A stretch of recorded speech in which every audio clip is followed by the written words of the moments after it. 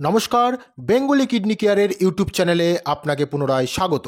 Kidney related যে কোনো queries ও kidney সংক্রান্ত কোনো তথ্য জানতে এই চ্যানেলের প্রতিটি ভিডিও বিশেষ গুরুত্বপূর্ণ আপনার জন্য।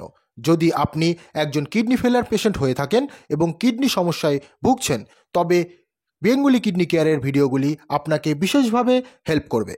যদি আপনি নিউ ভিউয়ার হয়ে থাকেন তবে চ্যানেলটিকে সাবস্ক্রাইব করে দিন এবং লাইক, কমেন্ট, শেয়ার করে অন্যকে হেল্প করুন। আজ এই ভিডিওতে আপনাদের জানাবো কিডনি রোগীরা কিভাবে রক্তে হিমোগ্লোবিন লেভেলকে বৃদ্ধি করতে পারবেন।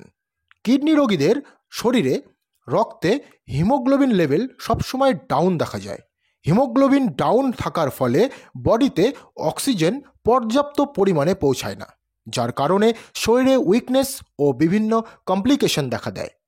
কিডনি শুধুমাত্র আমাদের শরীরে টক্সিককে বাইরে যে বের করে এমনটা নয়, কিডনি শরীরে ভিটামিন ডিকে অ্যাক্টিভেট করে, প্রোটিন সিনথেসিস করে ও মিনারেলস লেভেলকেও মেনটেন্স করে। এছাড়াও বিপি মেনটেন্স করা, ব্লাডকে ফিল্টার আউট করা, অ্যাসিড মেনটেন্স করা এগুলো করে। এগুলোর মধ্যে একটি বিশেষ কাজ হলো ইরিথ্রোপয়েটিন হরমোনকে রিলিজ করে।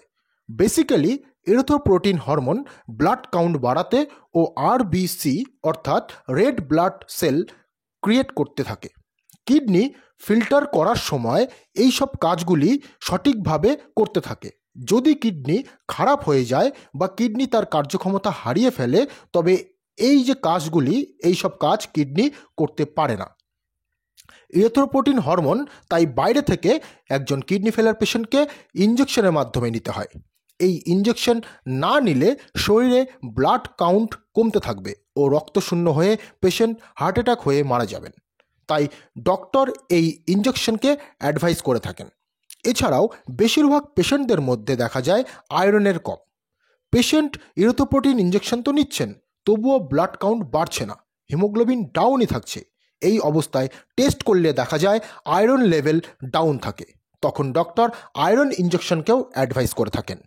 এই পরিস্থিতিতে এমন কিছু ডায়েট প্ল্যান যা আপনার ব্লাড কাউন্ট বাড়াবে ও আয়রনের মাত্রাকে বৃদ্ধি করতে সাহায্য করবে, যেমন মুগ ডাল, মাশরুম, মসুর ডাল, পনির এসব আপনি খেতে পারেন। এগুলো প্রোটিন ও আয়রন ভরপুর মাত্রায় থাকে, যা আপনার ব্লাড কাউন্টকে বৃদ্ধি করতে হেল্প করবে। এখন অনেকে প্রশ্ন করে থাকেন যে ডক্টর বা আপনার অন্যান্য ভিডিওগুলোতে আপনি পনিরকে অ্যাভয়েড করার কথা বলেছেন, মুসুর ডালকে অ্যাভয়েড করার কথা বলেছেন, তবে কি খাবো আর কি খাবো না কনফিউশনে থাকছি। দেখুন, যে কোনো খাবার খাওয়ার আগে আপনাকে আপনার বডি কন্ডিশন ও কিডনির স্থিতি বুঝে খেতে হবে। পটাশিয়াম, প্রোটিন, আয়রন, হিমোগ্লোবিন এসব টেস্ট করে জানতে হবে আপনার মধ্যে কোনটা কম কোনটা বেশি আছে। যদি পটাশিয়াম বেশি থাকে তবে হাই পটাশিয়াম ফুড আপনাকে অ্যাভয়েড করে চলতে হবে। প্রোটিন নর্মাল থাকলে প্রোটিন কম খেতে হবে, প্রোটিন কম থাকলে প্রোটিন বেশি খেতে হবে। যদি আপনি ডায়ালিসিস পেশেন্ট হয়ে থাকেন তবে আপনাকে ডেইলি ডিম বা মুরগির মাংস আপনাকে নিতে হবে, কারণ ডায়ালিসিসের মাধ্যমে শরীর থেকে এক্সট্রা প্রোটিন বাইরে বের হয়ে যায়। এখন অনেকে ভাবেন যে প্রোটিন বলতেই মাছ, মাংস, দুধ, ডিম এসব কিন্তু নয়।